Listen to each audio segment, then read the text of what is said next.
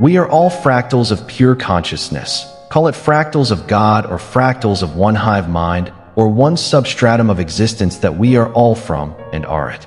This is nothing new. This goes back to a lot of ancient spiritual texts, ancient Buddhist texts, ancient Egyptian texts, and even ancient Indian philosophy spirituality, also called Advaita Vedanta. All is Brahman, one source. Even notable historical figures and/or philosophers spoke on this. Plotinus, 3rd century CE, the father of Neoplatonism, believed in the one, the source of all existence from which everything emanates. Individual souls are temporary differentiations of the one, destined to return to it. Meister Eckhart, 13th to 14th century, Christian mystic, claimed there is only one ground of being, the Godhead, and that our true self is identical to it. The eye with which I see God is the same eye with which God sees me. Baruch Spinoza, 17th century, claimed there is only one substance, which he called God or nature. Mind and matter are just two attributes of that one substance. For Spinoza, individuality is just a limited perspective of the whole. George Berkeley, 18th century, the original immaterialist, believed the physical world exists only in perception and that all perceptions are within the mind of God, only one substance. Arthur Schopenhauer, 19th century, claimed the will is the single, underlying reality behind all appearances. Each person is a manifestation of the same universal will, which is ultimately one.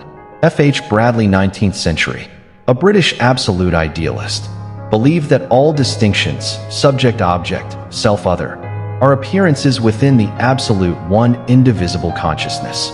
Erwin Schrödinger, 20th century quantum physicist, explicitly stated, the total number of minds in the universe is one. Carl Jung, 19th and 20th century, spoke of the collective unconscious, a shared psychic substrate common to all humans, and arguably to all life. David Bohm, quantum physicist, 20th century, his implicate order theory said the universe is one undivided whole, and separation is an illusion. Deep down, the consciousness of mankind is one. We even have modern-day philosophers of the 21st century that speak on this. Bernardo Kastrup, modern champion of analytic idealism, argues that the universe is the activity of one cosmic mind. We are dissociated alters, subsystems, within it. Sam Harris advocates secular non-duality, describes consciousness as a singular, boundless reality underlying all experience. Individual selves are transient appearances in one mind. Draws from Dzogchen and Advaita, using meditation to dissolve the illusion of separation. There are plenty more that you can research on. Historical or modern-day idealists agree that consciousness is fundamental.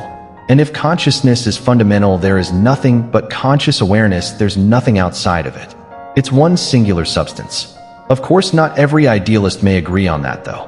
There are also modern concepts that tie into this. This one substance and one consciousness is a form of cosmic solipsism.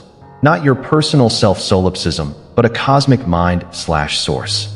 Open individualism is the view that there is only one subject of experience, and that this single consciousness is shared across all beings and times. You are the same consciousness that looks out through every pair of eyes, across all time. Distributed solipsism is basically open individualism, the idea that reality is still a single consciousness, as in solipsism, but it's distributed or fragmented across multiple apparent centers of experience.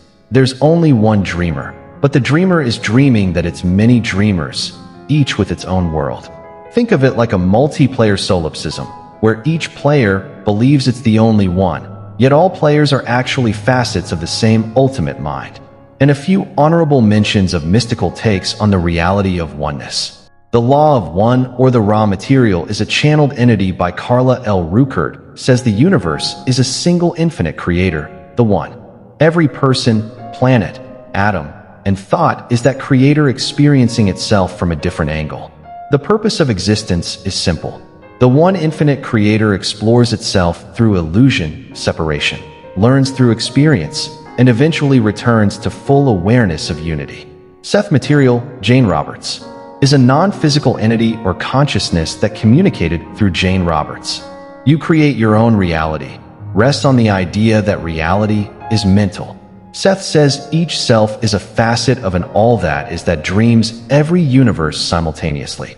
A Course in Miracles, written in Christian language but philosophically non-dual. Separation never truly happened. There is only the one mind of God dreaming of exile. Bashar Darrell Anka describes reality as a holographic projection of one consciousness. Every being is another version of you.